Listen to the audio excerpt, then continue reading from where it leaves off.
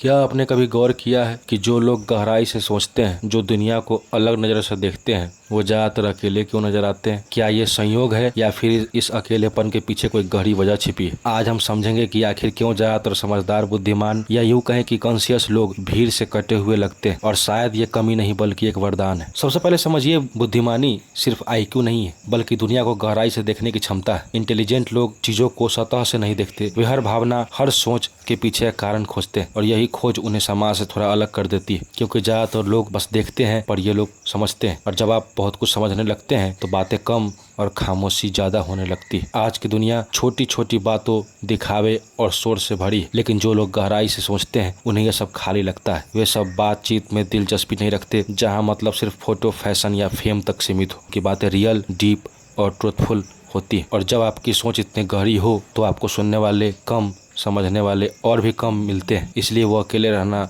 ज़्यादा सहज महसूस करते हैं। इंटेलिजेंट लोग अपने इनर वर्ल्ड में जीते हैं। उनके दिमाग में विचारों का एक ब्रह्मांड चलता रहता है।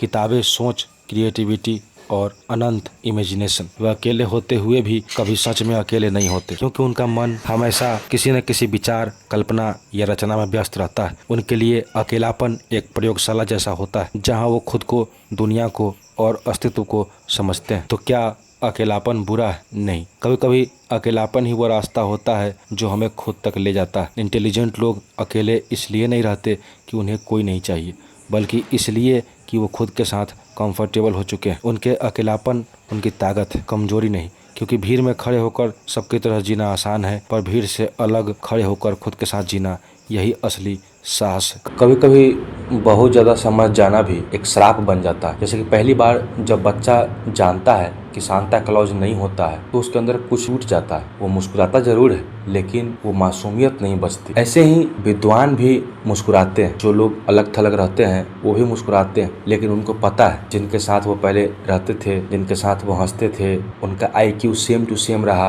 अब इनका थिंकिंग एबिलिटी जो है बदल चुका है, तो उनका लाइफ के प्रति नज़रिया बदल चुका है। तो वो देखने लगते हैं कि अरे यार, ये लोग सुपरफिशियल बातें कर रहे हैं, ऊपर ऊपर के चीज़ों में इंटरेस्ट रख रहे हैं। कोई अपना वीडियो पोस्ट करता है, कोई फोटो पोस्ट करता है, तो कितने लाइक्स आए, कितने कमेंट्स, कितने शेयर, ये देख के हाई होते रहते हैं। डोपामिन उनका हाई होते रहता है। एक हाई IQ वाले आदमी को ये सब बातें बहुत सुपरफिशियल लगने लगती है। Over the period of time वो कटने लगता है। लोग कहने लगते हैं कि तुम बदल गए हो।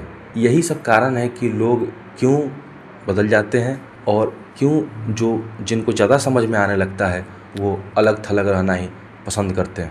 जिनकी आंखें खुल जाती हैं उनका अंधों की दुनिया में रहना बहुत मुश्किल हो जाता है। ये बात ओशो ने कही थी। बुद्धिमान व्यक्ति जो होता है, क्योंकि उसके जीवन में बहुत सारी चीज़ें जो जिंदगी में चल रही है उसको पैराडॉक्स की तरह देखने लगता है। धर्म एक तरफ जहाँ प्रेम सिखाता है, वहीं दूसरी तरफ जब वो धर्म को देखता है कि समाज में नफरत फैलाता है, धर्म के नाम पे एक दूसरे को लोग मरने मारने पे आतुर हैं, तो वो कहीं ना कहीं अंदर से टूट जाता है कि ये क्या हो रहा है। धर्म के नाम पे तो हम कुछ और सीखे थे, कुछ और समझे थे, लेकिन ग्राउंड रियलिटी कुछ और है। शिक्षा जो कि freedom of speech and expression की बात करती है, समझदारी डेवलप करने की बात करती है एक तरफ, दूसरी तरफ जब वो एजुकेशन सिस्टम को डीप ड्रिल करता है तो वो देखता है कि बच्चों को होमवर्क दिया जा रहा है, रटने के लिए मजबूर किया जा रहा है कि यहाँ से यहाँ तक तुमको रट के आना है, स्कूल में उसको प्रेशराइज किया जा रहा है। तो कहीं ना कहीं ये सब चीज़ें आपस में अगर देखा जाए तो ये दोनों बातें एक दूसरे के पैराडॉक्स। हाई EQ के लोग जो होते हैं, बुद्धिमानी सिर्फ हाई IQ में नहीं है। IQ प्लस EQ को समझदारी कहते हैं। इमोशनल कोशेंट आपके अंदर कितना ज़्यादा है, IQ आपका कितना हाई है, केवल ये डिसाइड नहीं करता है कि आप कितने बुद्धिमान। IQ अगर हाई है और EQ अगर कम है तो वैसा व्यक्ति समाज के लिए डेंजरस होता है। ओसामा बिन लादेन, उसका एग्जाम्पल अगर लिया जाए, उसका IQ हाई था। He was an engineer, a celebrated engineer. Watt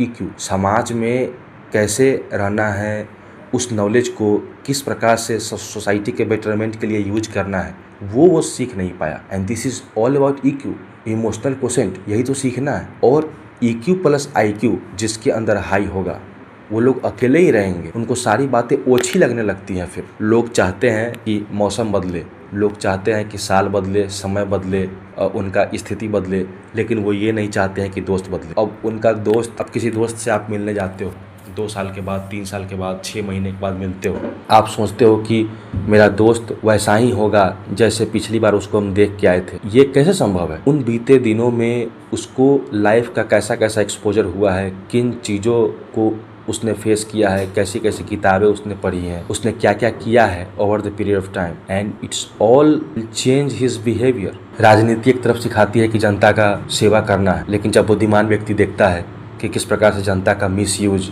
over use, hyper use, abuse किया जा रहा है, तो समझदार आदमी को लगता है कि ये क्या हो रहा है। उसकी चेतना हिल जाती है, वो सोचने पर मजबूर हो जाता है कि एक तो वो जिंदगी है जो हमें किताब में पढ़ाई जाती है और ग्राउंड रियलिटी कुछ और है, हम करते कुछ और हैं, होते हुए कुछ और देखते हैं। तो वो सोचने लगता है कि वो क्वेश्चन करने लगता है अपने आप को कि ये लाइफ वर्थ लिविंग है भी कि नहीं। तो प्लेटो ने कहा था, it is better to be a human unsatisfied than a pig satisfied. एक व्यक्ति आप हैं जो कि अनसेटिस्फाइड है, जो कि खोजते रहता है कि ज़िंदगी में क्या चल रहा है, हम क्यों पैदा हुए हैं, किस लिए पैदा हुए हैं, हम समाज के लिए क्या कर रहे हैं, अपने लिए क्या कर रहे हैं। केवल नौकरी लेना, जॉब करना, पढ़ लिख के खा पी के शादी ब्याह करके बच्चा पैदा करके मर जाना है, या फिर हम लोगों का उद्देश्य कुछ और है यहाँ पे इस धरती पे जब हम पैदा हुए हैं। तो आप अनसेटिस्फाइड हैं, इन सब तमाम चीज़ों को खोजते रहते हैं इन प्रश्नों का उत्तर। एक अनसेटिस्फाइड ह्यूमन वो ठीक है जो कि एक सुअर है,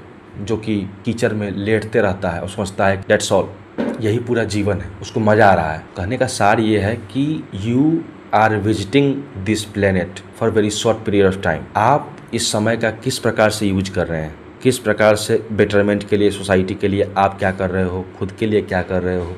बुद्धिमान लोग इन्हीं सब उधेड़ बुन में बने लगे रहते हैं, जो दीपावली, जो होली, जो दुर्गा पूजा, बाकी छठ पूजा, जो बचपन में बच्चा को बहुत मज़ेदार, बहुत फैसिनेटिंग लगते रहता था। रात में मैं भी दीपावली में जब भी दीपावली आने वाला रहता था, मैं दिन काउंट करते रहता था कि हाँ अब 2 दिन बचा है, अब 5 दिन बचा है, अब 10 दिन बचा है। वो सब सारी चीज़ें, वो सारी फीलिंग अब कहीं ना कहीं वेपराइज हो चुकी है। कोई इंटरेस्ट नहीं, कुछ भी नहीं। कहीं ना कहीं सोच का बदल जाना, विचार का बदल जाना, आपका ज़्यादा मैच्योर हो जाना, इसी का बाई प्रोडक्ट है कि आप अलग थलग रह रहे हो। यह कोई डिजीज़ नहीं है जिसके क्योर की ज़रूरत है। आपको अगर ऐसा लगता होगा कि इज़ दिस मूड स्विंग और something else, should I take the medicine और some type of treatment, this is not something like that. This is just feeling that you are getting mature day by day over the period of time. तो अकेलापन, loneliness जिसको कहते हैं, और solitude,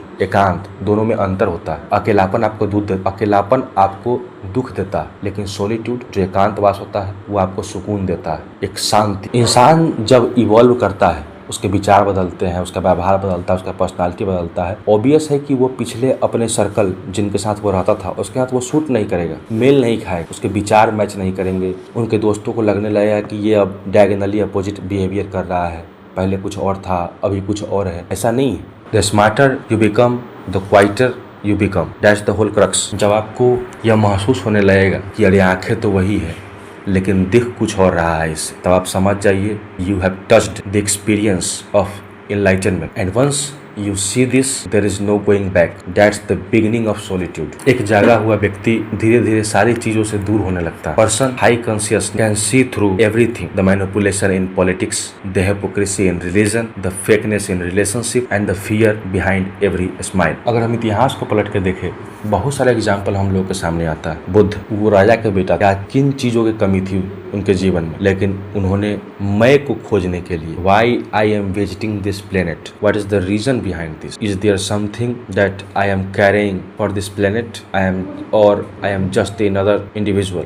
he left the palace. Bodhi वृक्ष के नीचे उन्होंने तपस्या किया, उन्हें कुछ वो दिखने लगा जो कि बाकी और लोगों को नहीं दिखा, तो वो अलग हो गए। उनके बारे में आज भी हम चर्चा कर रहे हैं। अनंत एग्जाम्पल है। ओशो, महावीर, लाओ त्से, जिन्होंने अपने सुपर कॉन्शियसनेस को पहचाना। प्लेटो, अगर हम ग्रीक फिलोसफी को देखें, और भी बाकी कई लोग, and the counting goes on, बहुत सारे लोग। तो प्रश्न वही है कि हम लोग क्या कर रहे हैं। और जब आपकी फ्रीक्वेंसी चेंज होती है, जब आप ये फील करने लगते हो कि बुद्धि, विवेक, बाकी और चीजें बदलने के कारण कुछ और दिख रहा है, ये दुनिया कुछ और ही है, ये एज इट इज नहीं है जैसा दिख रही है, तब आप लोअर फ्रीक्वेंसी वाले लोगों के साथ रहना पसंद नहीं करोगे। आपका फ्रीक्वेंसी मैच नहीं होगा। फिर किसी पार्टी में अगर आप गए हो, इमेजिन करो, वहाँ पे लोग बात कर रहे हैं कि किसने कितना सोना पहना है, कि किसने कौन सी साड़ी पहनी है, किसने कितने का कोट पहना है, ये कितने कीमत का उसका टोपी है, जूता है। और आपको ये सब चीज़ें सुपरफिशियल लगती है कि what the hell they are talking about. तो वैसा व्यक्ति